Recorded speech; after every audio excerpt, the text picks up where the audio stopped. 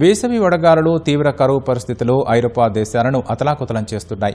Record స్థాయి ఉష్ణోగ్రతలు సహా వర్షాభావ పరిస్థితులతో ప్రధాన నదులు సైతం ఎండిపోతున్నాయి. ఈ కరువు కారణంగా సరుకు రవాణా, ఇంధన వ్యవస్థలు, వ్యవసాయ రంగం తీవ్ర సంక్షోభాన్ని ఎదుర్కొంటున్నాయి. ఈ పరిణామాల వల్ల ఐరోపా దేశాల ఆర్థిక వ్యవస్థకు బిలియన్ల కొద్దీ యూరోల నష్టం వాటిల్లే ప్రమాదం పొంచి ఉందని నిపుణులు హెచ్చరిస్తున్నారు. వడగాలులు, వర్షాభావంతో ఐరోపాలోని ప్రధాన నదులు అడుగంటుతున్నాయి. ఈ నెల 5 నాటికి రైన్ నదిలోని కాబ్ గేజింగ్ స్టేషన్ వద్ద నీటి మట్టం చారిత్రక కనిష్టానికి పడిపోయింది. యూరప్లో అంతర్గత సరకు రవాణాకు రైన్ నది చాలా కీలకం. ఈ కరువు పరిస్థితులు ఇలాగే కొనసాగితే కెమికల్, స్టీల్, మినరల్ ఆయిల్ రంగాల సరఫరా వ్యవస్థలకు తీవ్ర అంతరాయం కలగనుందని, ఉత్పత్తిని తగ్గించుకోవాల్సిన పరిస్థితి రావొచ్చని విశ్లేషకులు భావిస్తున్నారు. ఆస్ట్రియా, హంగేరీలలోని డాన్యూబ్ నదిలో కూడా సరకు రవాణా సామర్థ్యం భారీగా పడిపోయింది.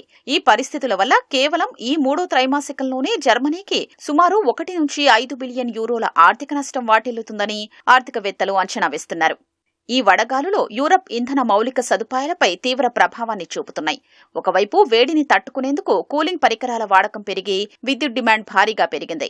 మరోవైపు నీటి కొరత, నదుల్లో నీటి ఉష్ణోగ్రతలు పెరగడంతో అణు, జల విద్యుత్ ప్లాంట్ల నిర్వహణ కష్టంగా మారింది.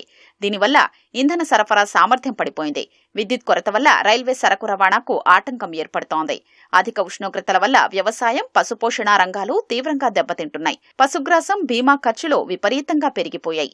ఈ ఏడాది ఫ్రాన్స్లో వాతావరణ పరిస్థితుల వల్ల వ్యవసాయ దిగుబడి 10% పడిపోనుందని, తద్వారా 6 బిలియన్ యూరోల నష్టం వాటిల్లే అవకాశం ఉందని ప్రాథమిక అంచనాలు చెప్తున్నాయి. ఈ ఎండల తీవ్రతకు యూరప్ వ్యాప్తంగా అడవుల్లో దావానలం చెలరేగుతోంది. ఐక్యరాజ్యసమితి economic commissioner for Europe data ప్రకారం ఈ ఏడాది ఇప్పటికే యూరప్ వ్యాప్తంగా 4,34,000 హెక్టార్ల అటవీ భూమి అగ్నికి ఆహుతైంది.